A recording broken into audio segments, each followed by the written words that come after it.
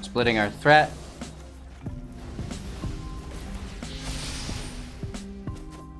Choot choot! Hey everybody, welcome back. Thanks for taking the time out of your day to watch Hello Good Game. Something very special for you today. We are talking a rotation-proof standard 2021 free-to-play deck. You guys have been waiting far too long since my last banger. We had the free-to-play rotation-proof Mutate deck. It was great. 30,000 views. You guys are deadly. Thank you so much for all the engagement on it, and I hope this does just as well, and this deck performs just as well. Let's get that right out of the way. I can't believe how powerful this deck is for what is in it. As always, we're going to break down the deck list in its entirety, talking about all of the individual cards. What do they do? What are their strengths? What are their weaknesses? Then we're talking the strategies, the synergies. How do all of those cards come together to form a really well-working, coherent archetype? How do we take advantage of the strengths and try to mitigate those weaknesses so they don't lead to our downfall? Then we're going to watch some gameplay footage talking about all of the play lines and interactions between this free-to-play IZZET Aggro deck and the rest of the environment, or the meta game, if you will. It's great to know how your deck operates. That's going to increase your win rate. What's going to increase that win rate further is knowing how this deck operates in each individual interaction with the other decks. So with that all of the way, if you find any value within the video, please go ahead and give it a thumbs up, comment, share it to a friend, and let's push this algorithm, right? Thank you so much. So let's get right into it. Free to play IZZET Aggro. This deck consists of 0 rares and 0 mythics that you don't already have. There's a few in here, but they came with the new standard 2021 starting decks, which is awesome. So we have a single Temple of Epiphany. We have a single Brazen Borrower. That's it. Wow. We are winning games consistently, and we are winning games quickly with this deck. So let's break it down, and we'll talk about just how this is accomplished. Starting out with our 1-drops, we have 4 copies of Opt. This is an instant speed spell, allowing us to scry 1 and draw a card. 4 copies of Unsummon. Now this is only standard legal within best of 1 and only within Arena. This is one of the new Arena cards, as you can see here. So if you're looking to replace this in paper or in best of 3, we're looking at Stern Dismissal as an option. Instant speed, return target creature to its owner's hand. We have Crash Through, sorcery speed. Creatures you control gain trample until end of turn, draw a card. 4 copies of Infuriate, instant speed. Target creature gets +3/+2 until end of turn. 4 copies of Shock, also instant speed. Shock deals 2 damage to any target. So we have a lot of 1-drops, and you can see just how aggressive our curve is. It's all 1-drops, and then we've got a majority of 2-drops as well. Speaking of 2-drops, we have 4 copies of Frantic Inventory, instant speed. Draw a card, then draw cards equal to the number of cards in your graveyard named Frantic Inventory. So, drawing 1 for 2, not the greatest value, but it's fine. Drawing 2 for 2, that's good. Drawing 3 for 2, woof. And drawing 4 for 2 is absolutely insane, right? Anyways, we also have 4 copies of Omen of the Sea, an enchantment spell. It has flash, so treat it as an instant. When Omen of the Sea enters the battlefield, scry 2, then draw a card. Once it's in play, we can pay 3 to sacrifice it, giving us an additional scry 2. 4 copies of Riddleform. Now this is one of the main engines within the deck. An enchantment spell. Whenever you cast a non-creature spell, you may have Riddleform become a 3/3 Sphinx creature with flying in addition to its other types until the end of the turn. We can also pay 3. Repeatable, it doesn't tap it or anything. We can pay 3 to drain all of our mana on our end step to scry 1. Another engine within the deck is the Sprite Dragon. This is a 1/1 fairy dragon with flying and haste. Whenever you cast a non-creature spell, put a +1/+1 counter on the Sprite Dragon. The alternative art name here, as you can see, is Dorat, the perfect pet. And I absolutely love the alternative art from the Ikoria cards. Into our 3-drops, we have that single copy of Brazen Borrower. 3/1 with flash and flying, can only block other creatures with flying, but we're an aggro deck, we're not looking to defend at all, so that's fine. It has Petty Theft. adds an instant speed adventure attached to it. Return target non-land permanent and opponent controls to its owner's hand. So this is similar to our opt. It's a little bit more expensive, but it comes with a creature, which is really cool. And you can hit any permanent, not just creatures, which is pretty neat. These spells are accompanied by 12 islands, 10 mountains, and 1 Temple of Epiphany, sitting at 23 lands total. It's quite a bit, but it makes it so you don't ever brick on land. Yes, we could trim down, I think, relatively successful. However, when I am pushing beginner decks, I don't expect you guys to be mulliganing down to, 4 just to find the right blend of cards. I like to keep it friendly, keep it balanced, so you can almost always keep your opening hand or 2. With that being said, we're going to talk a little bit about your ideal draw hand for this deck. So when you pull a hand, you can say, this is something I keep, this is something I have to toss. That's your first and almost your most important decision that you make within your match.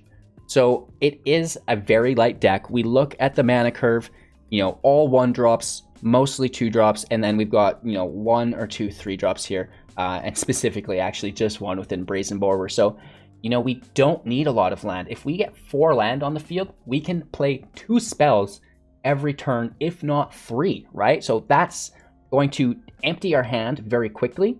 So we want to make sure that the hand doesn't have too many land, because we don't want to get stuck with 4 land, 5 land, player spells, and then draw more land, right? That's very bad, and that's really going to hold you up and give your opponent that, opportunity to get ahead of you. So ideally, 2 lands. You've got a red land and you've got a blue land. That is the first thing that will signify to you a good opening draw hand. Obviously, if you can mix it up with a Temple of Epiphany, maybe a Fable Passage. Obviously, I don't have that in here because it's rare, but, incorporate the rare lands that you do have into the deck. Just make your own upgrades, obviously, if you can. If you have multi-lands, that's great. So whatever you can do off the start to have 2 land and then have each color, 1 mountain, 1 island, that is going to really set you up for success within this free-to-play IZZET Aggro deck.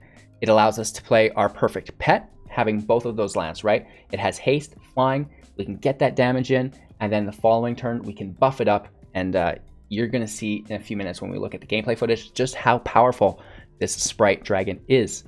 We don't need both land to play our Riddleform, but we still need 2, right? And that is going to basically greenlight us to do anything that we want. So we're talking about opening hands, having 2 land, having the right colors. The next cards that I'd love to see in the opening hand are just that, the Sprite Dragon and Riddleform. These are amazing 2-drops, and it's going to be very hard for your opponent to get ahead of you if they don't have any removal. The Fairy Master of Time isn't in the meta anymore, so Riddleform and Spirit Dragon become very powerful. Spirit Dragon was actually not so bad before because Teferi would -3, he'd have 1 left, and we could hit them with haste. But it's even stronger now because as it gets those tokens, the amount of interaction your opponent has to bounce the Spirit Dragon, the Sprite Dragon, is reduced. Now it's only petty thefts that we're really worried about. So that's quite nice. So opening hand, 2 land, Sprite Dragon, Riddleform. That leaves us with 3 other cards potentially in our opening hand. It could be a 3rd land. That's fine. I won't mulligan 3 land. I'll keep it and just hope we don't draw too many others. And then we're just looking for, any of that interaction. The unsummons are amazing. Ops are really good.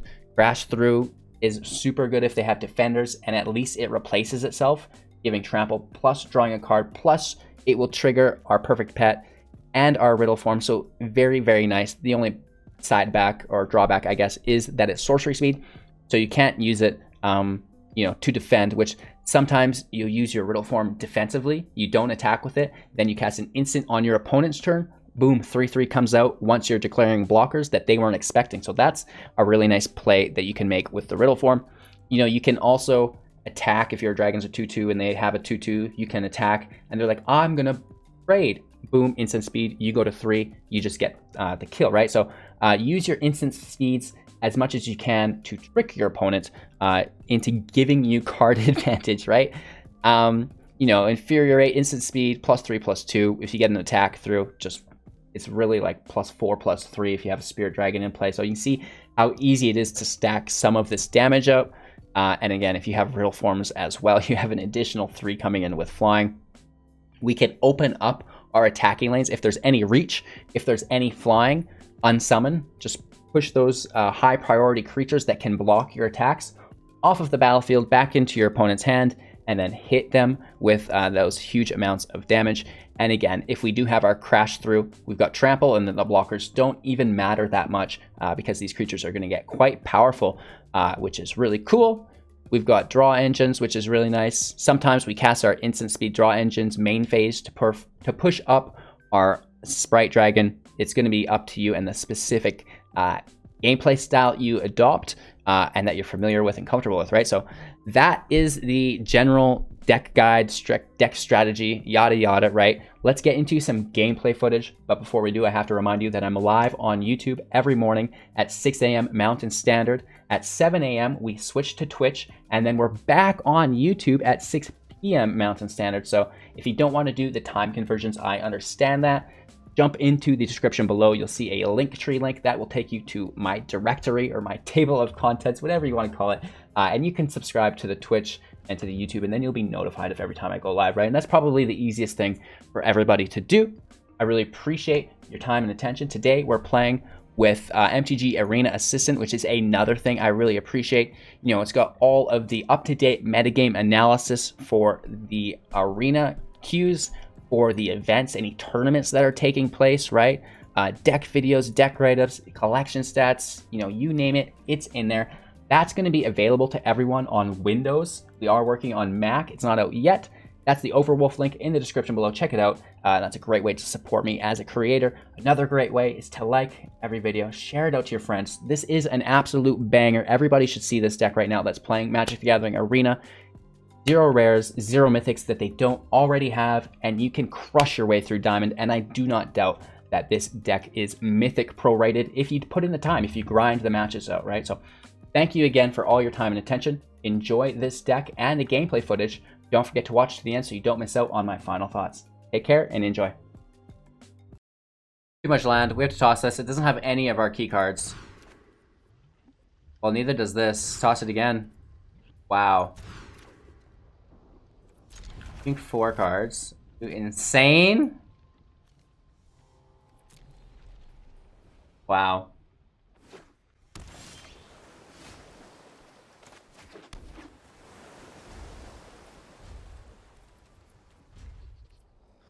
Passing our turn. I think we'll just play our Riddleform.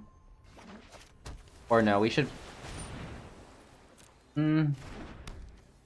Yeah, we should play our pet first. Looks like they're playing something similar.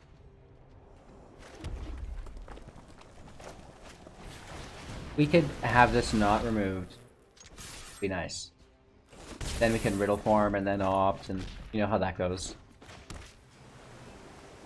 Nope, of course not.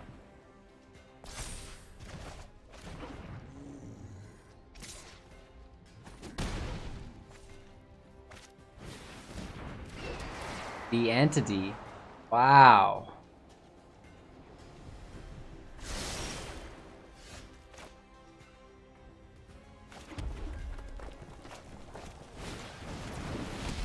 Sucks. I guess we should have Riddleformed. I don't know. This is already in a weird spot.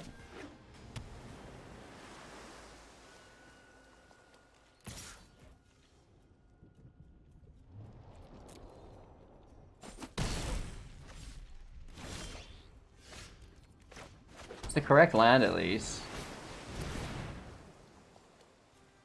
We're looking at interruption, though. It sucks. We have our opt, so we could pump to 3.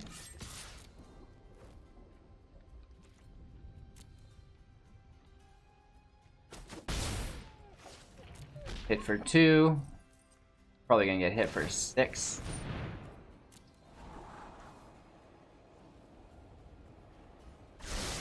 Discard to the bottom. That could be good. Nope. Another Riddleform. Nice. Very cool, very cool, very cool, very cool. We go in for the block.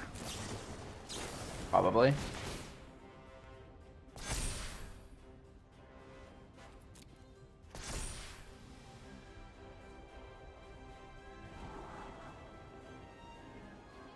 I like the draw, that's really good for us.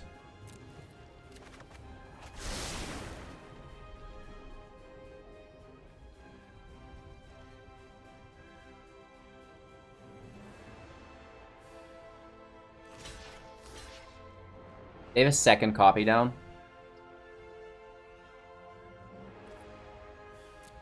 Not good. You know what I mean?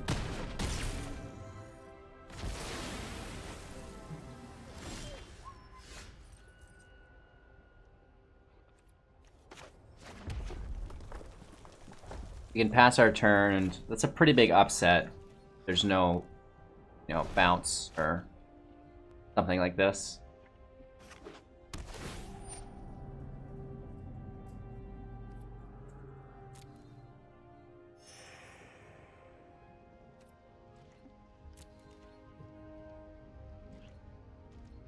Alright, no attacks. They can defend with their Riddleform. I think this is where their thought forms are coming from.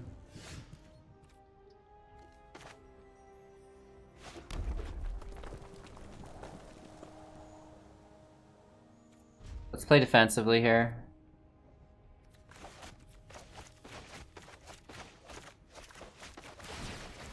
They just take the scry. Good call. Maybe I should have pushed in.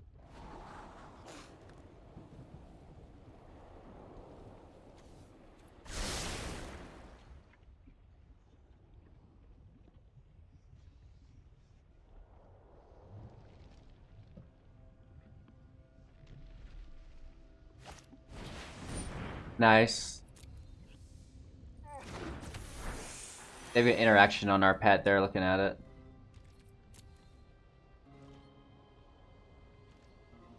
No play on their behalf again. Neither of us are willing to lose an inch, especially me. I mulligan down to 4.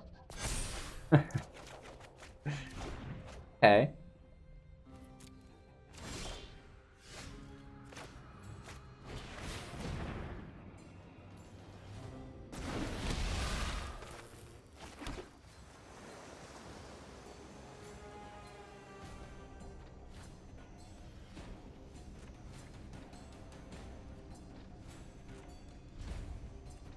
No blocks, I guess. The flyers are annoying. We need to get these hits in. We've got 6 damage in hand, plus it pushes them both up by 2, which is 4. We're talking plus 10 to our already 6. 16 potential damage is a little bit.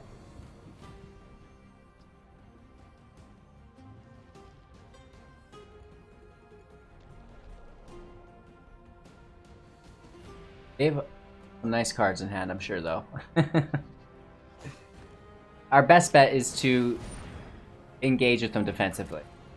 Then we get to pick our kills. But they're just going to stack the field, and that's annoying. Interesting.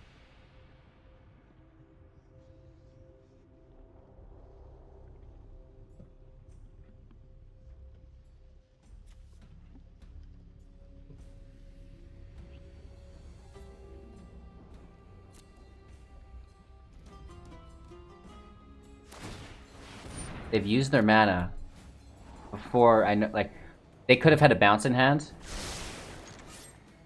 We're going for it. They scry to the top. This is our chance. Blockers.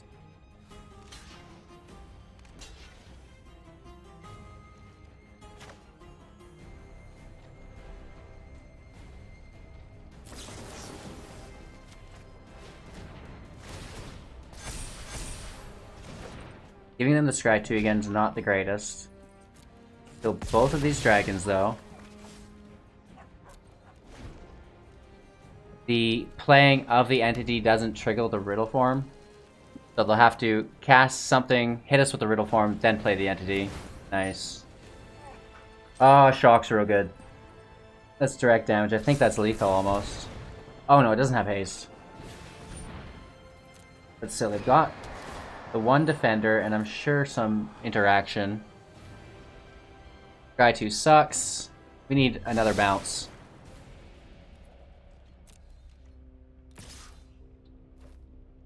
Riddleform attacks, so it's going to be tapped.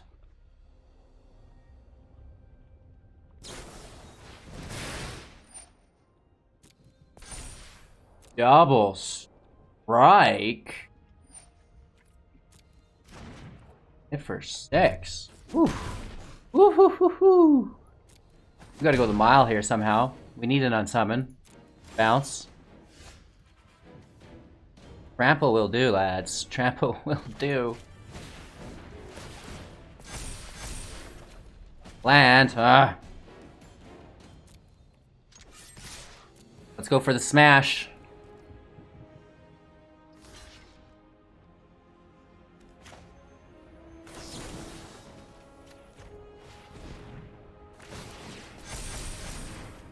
Splitting our threat.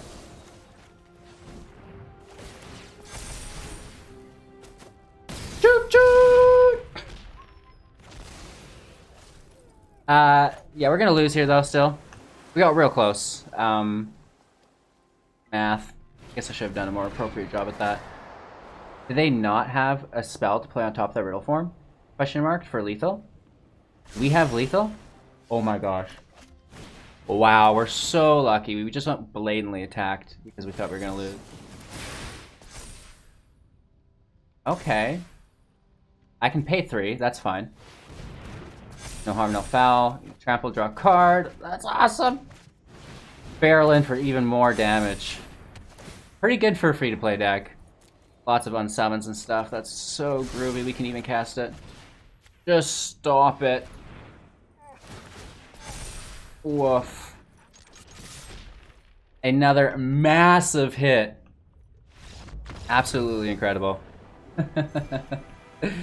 Oh gosh. Alright, 2 lands not great, but we do have our Sprite Dragon, which is interesting.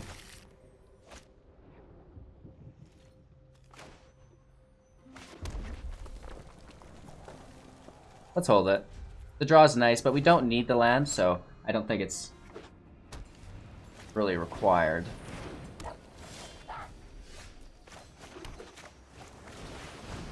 We can Omen.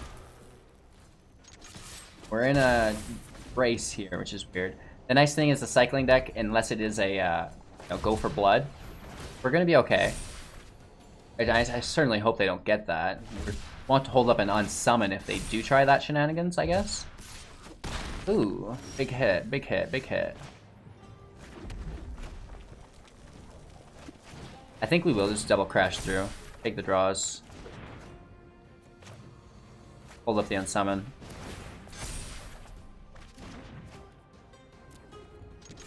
Okay, for R3. Then if they try any jazz, protected. Whoa! Playing a black land. That's incredible. Rescuer is annoying, but it's fine.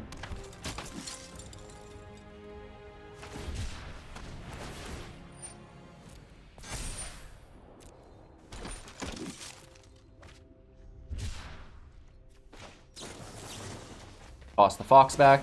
Go to 4. They miss out on 4.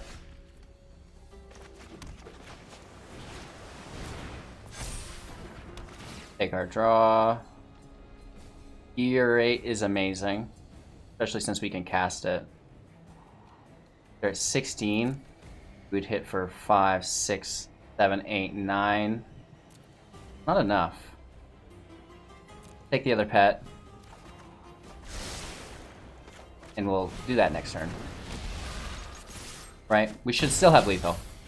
Just bashing people down with these dragons. Woof.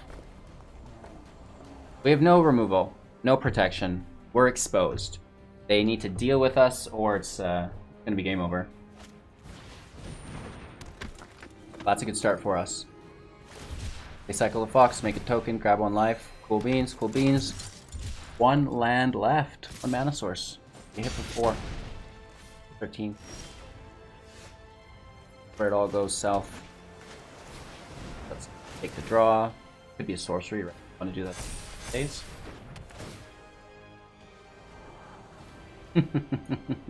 Stop it. Oh, we don't have the land is the thing. That's annoying. I wish. Nonetheless. Get him. Should have cast it on the 6/6 in case it could have shocked the 2 while it was on stack. 13 damage. 2 wins in a row. You know, free to play deck, nothing that you don't already have. There's 1 rare land, 1 Brazen Borrower. That's it. Easy peasy. This is such a greedy hand. We don't have, you know, correct land, but 2 Riddleforms with some, you know, non-creatures on the back side of it. Could be interesting. Let's risk it. Oh no. That's not ever a good starting sign.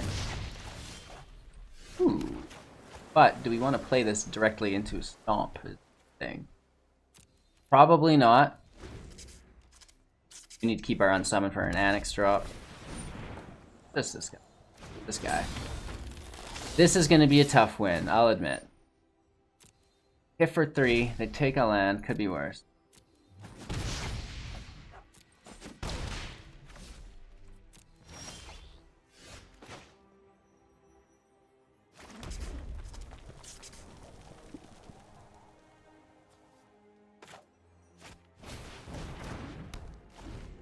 We should have played our perfect pet there, but you know there's removal in that hand, so it's just going to get blasted, and then they have even more strength and advantage on us. They pull a shock off the top. Of course they do. Well.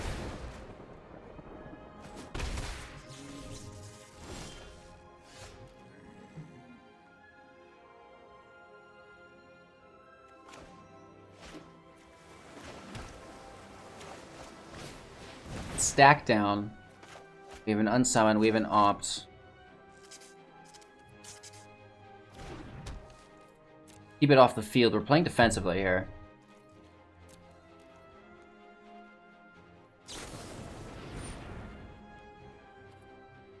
Shock is fine. Sucks, but whatever. Let's just push through it.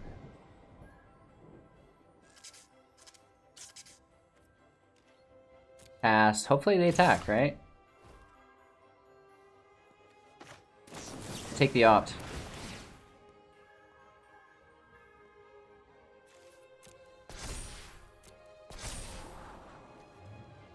Another Unsummon's not bad, it's not great. I think we can keep it.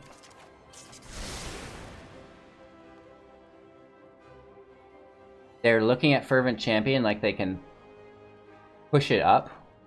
Like a shock or something. So I'm gonna leave it. Right, we're trying to play this as conservatively as we possibly can.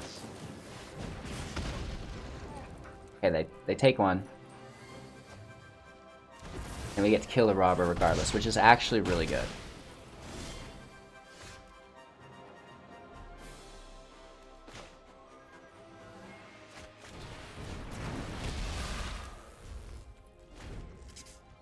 We have an Unsummon. We have 2 blockers. Nice. That's just 4 damage right to the chopper. Rat.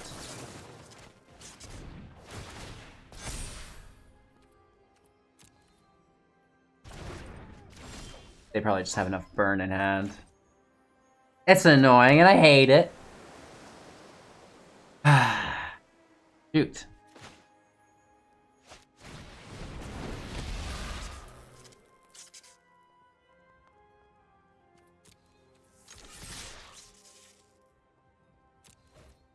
We're gonna attack this turn. We have the Unsummon. We have the Omen.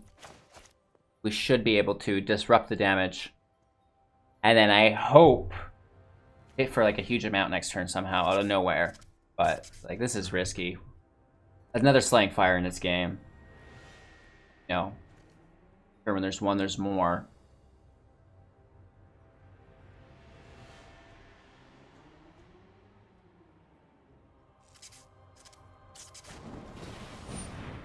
Oof.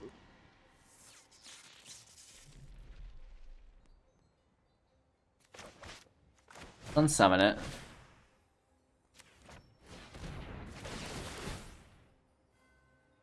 Float the 3/3. Oh, they shock our mouths. Have the defender that doesn't get used. Can you believe this?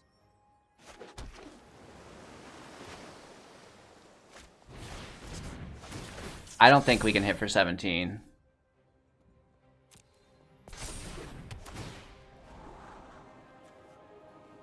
We played our land first already like a dummy, didn't we? I'm almost positive we did. Take the Riddleform. I don't know how to survive next turn.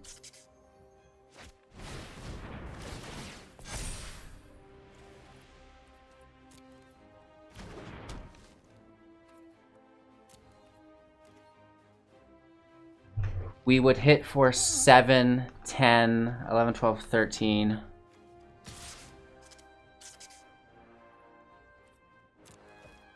We'll hit with a 3/3, right? That's smart. Goes off the field. We have that blocker. Hopefully there's no direct damage. We got close. You know, we could have been within lethal next turn, I'm pretty sure, right? Very, very close.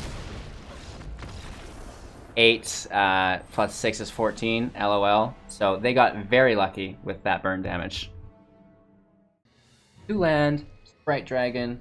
I think it's worth trying. Yorion could be a little slow here. Slow Yorion. Interesting. We need that Riddleform out, and then we just bash as hard as we can. Right? Let's even probably talk, or we should save it for the... It's one of those risks, right? It's like, play the dragon, and hope that... I think what we're gonna do. Kind of like rock, paper, win if not. We can Riddleform. That pushes up the dragon. Ooh. Oh man, I should go get lunch soon. Brazen Borrower, right? Annoying, and I hate it. Let's push out our Riddleform.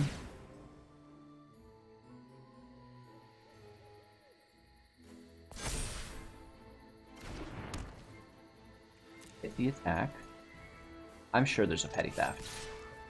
But do you want to use it at 2 or do you want to use it with 4? One of those.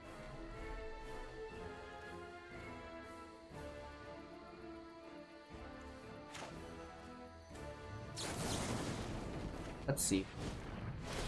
A little more out of this. Line. Okay, not attacking this.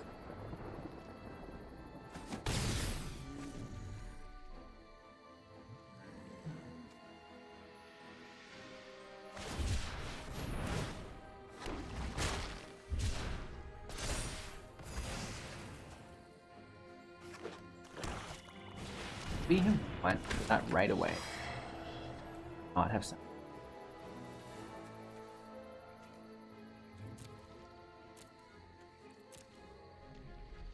I think we might have just missed.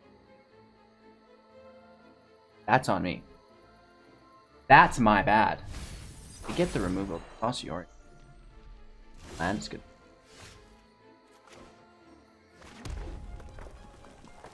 They're totally tapped. Let's just go for it. That would be an awful auto tap. LOL. Let's push up. Where that gets.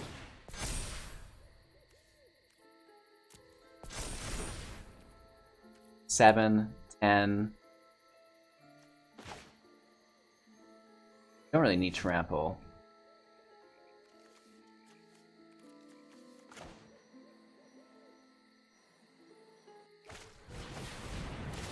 Take the draw in case. Another Unsummon. We may as well just go for it.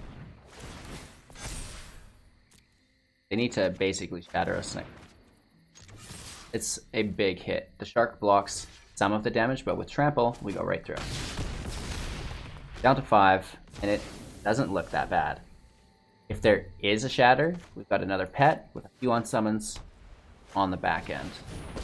Oh, the Ash Jug is going to minus on us, correct?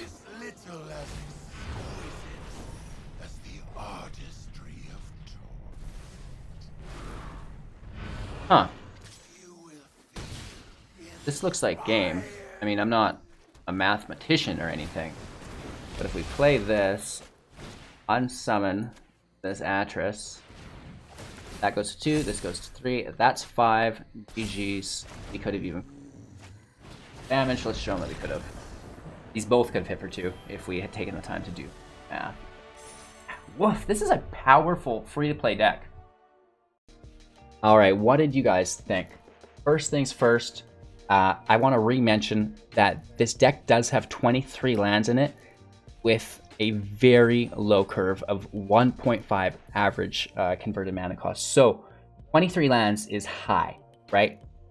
Quite high. We can trim lands, but I didn't want to put the original list out with trimmed lands because as beginners, you like a friendly play experience, right? You're not really sure how to mulligan aggressively. This is a skill that actually takes quite a while to curate, in my opinion, like years. And you have to know each individual deck, and it's a lot to map out when you start playing, right? So I like to kind of put that handicap to the deck, make it friendly, right? Increase the land total, so more of the draw hands are going to be friendlier. You're almost always going to have the 2 lands, right? You can go from there, and then if you feel like you're flooding, trim a few lands out. If you're like, wow, I'm always pulling that 5th land, and I don't need it, let's take a land out. Let's keep playing. If it keeps happening, trim a land out and go until you're comfortable, because we each have this internal temperature of resource management and how to use it. And it's different for all of us. So how someone can operate really well on 3 lands, another may need 4 lands to operate as efficiently. And that's just the name of the game, right? It's all based on, you know, math, efficiency, advantage, yada, yada, yada. So that's the first thing I wanted to mention. Secondly, deck upgrades. This is a free-to-play deck. It has 0 rares and 0 mythics that you don't already have. Temple of Epiphany, if you have more copies of this, sure, throw it up there. It makes your 2-drop of the Sprite Dragon very consistent, very friendly. Potentially a Fabled Passage or 2, right? I don't really know. That's going to be up to you.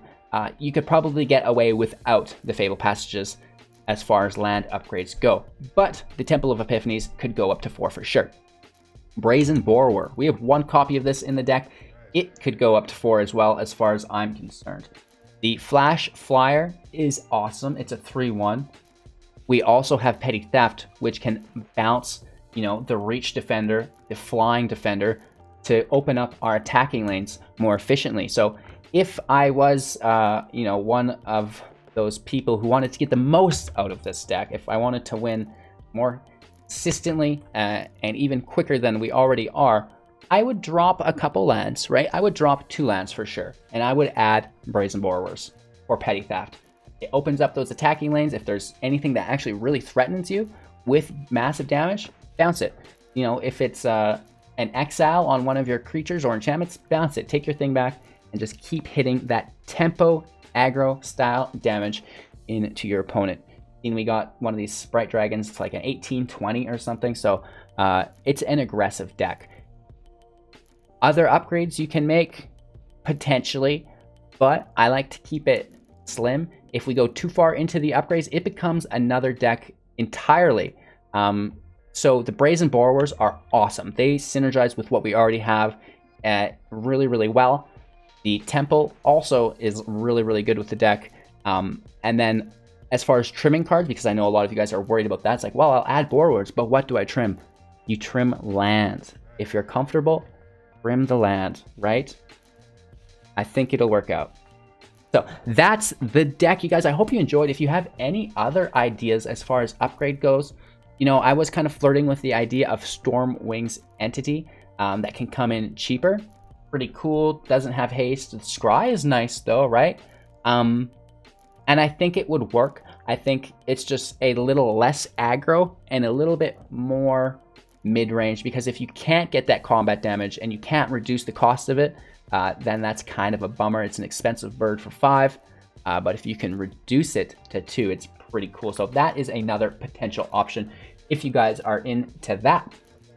With that all out of the way, thank you so much for your time and attention. I really appreciate it. Don't forget to like, comment, subscribe, share to a friend, and jump in our Discord as well so you don't miss out on our monthly free entry cash prize tournaments, Artisan and Brawl. So we're supporting the free-to-play community as much as we can, because those are 2 formats that are very easy to get into without a maxed out collection. We also have a 500,000 gem giveaway. I think we gave away about 125,000 out so far. The rest is still to come, so we have a ton of gems to give out to you guys within the community also. Don't hesitate, share the channel up to a friend, like every single video you see. I really thank you for your continued time and attention. Massive shout out to all of our financial support, as little as Twitch Prime, as big as Patreon. You know, we have the YouTube in there as well. So wherever you guys are, just, you know, within those membership programs supporting, you know, not only massive gratitude from myself, but everybody else on the channel and the community who's been enjoying the content, right? Without you guys, I wouldn't be able to make it, and they wouldn't be able to enjoy it. So, you know, thousands of people are thanking you for your support. We really appreciate it, and we're getting really close to being able to get our own place and try to upgrade the stream. I know the YouTube's good quality, but the stream's so bad.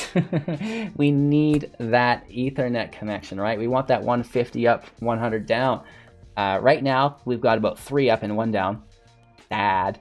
And we're still making it work. That's all that matters, right? So I appreciate you guys. Again, I'm going to say it a million times. Thank you so much. Go have yourselves a great day, and we'll see you soon for another Magic the Gathering Arena video.